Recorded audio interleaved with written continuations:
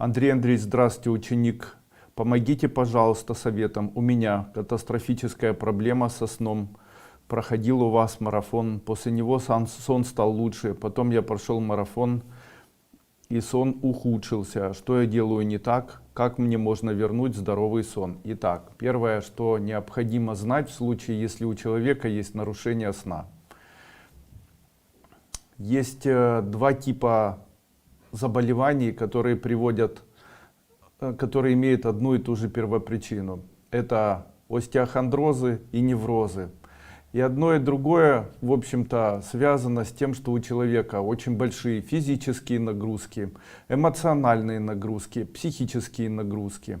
Это все приводит к тому, что у человека появляется как невроз, так и остеохондроз, которые в дальнейшем могут привести к тому, что происходит нарушение сна. Итак, что необходимо делать и какие мои советы, как избавиться от нарушений сна, в том числе от остеохондроза. Это когда шум в ушах, когда болит шея или поясница, или грудной отдел позвоночника. Я рекомендую людям, которые страдают остеохондрозом и которые страдают неврозом и бессонницей. Итак, первое. Начать в течение дня 4-5 раз принимать холодный душ. Делать 4-5 очень глубоких вдохов в живот, втягивая и выпячивая живот. Делать так 4-5 глубоких вдохов, останавливаться, ощущать тепло, которое появилось внутри вашего тела. Для чего это делается? Это происходит стимуляция и выбрасывание желчи, которая разогревает организм, после чего необходимо под холодным душем полностью обмыться. Восстановление сна происходит, убирание остеохондроза или боли под лопаткой, в шейном отделе, в грудном отделе, в поясничном устраняется за 2-3 раза. Обычно в случае, если есть нарушение сна, вот таких купаний под душем необходимо, они должны быть недолгими, 10-30 секунд, 1 минута. Такие купания должны быть 5-6 раз на протяжении дня. Это улучшает общее состояние. Перед сном очень хорошо, если вы перед тем, как выполните вот такие процессы купания под холодным душем, я рекомендую принимать аскорбиновую кислоту по 250 мг 3-4 раза в день.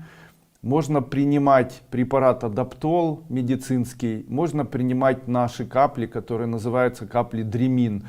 30-40 капель на столовую ложку воды принимать за час до сна, после чего прямо перед самым сном. Также ни в коем случае не смотреть перед сном в телефон, убирать телефон и ноутбук как можно дальше от себя. Перед сном не менее 20-30 минут находиться на свежем воздухе, при этом на свежем воздухе не сидеть в телефоне, а выполнять глубокие вдохи и выдохи. Тем самым устраните плохое засыпание. Также проблема плохого засыпания может быть связана с развивающимися психическими заболеваниями. Если вы не сможете засыпать, есть снотворное, которое называется Левона 1С. Оно зарекомендовало себя, очень рекомендую медицинский препарат.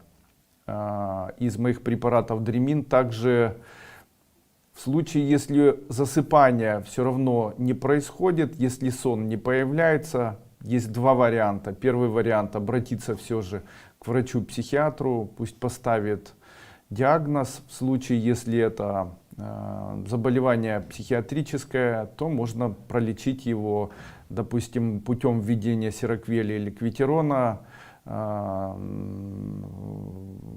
протяжении суток в невысокой дозировке перед самым сном. Это улучшит процесс засыпания, высыпания и так далее. Но пусть этим занимается, скорее всего, психиатр. От меня хочу сказать, что, по моему мнению, в большинстве своем введение одной аскорбиновой кислоты улучшает состояние. В случае, если не получается, то необходимо ввести аскорбиновую кислоту, магний, дальше витамин В6 и йод, содержащий продукт. Таким образом, в случае, если вы плохо спите, вам необходимо принимать аскорбиновую кислоту, йод, магний и витамин В6.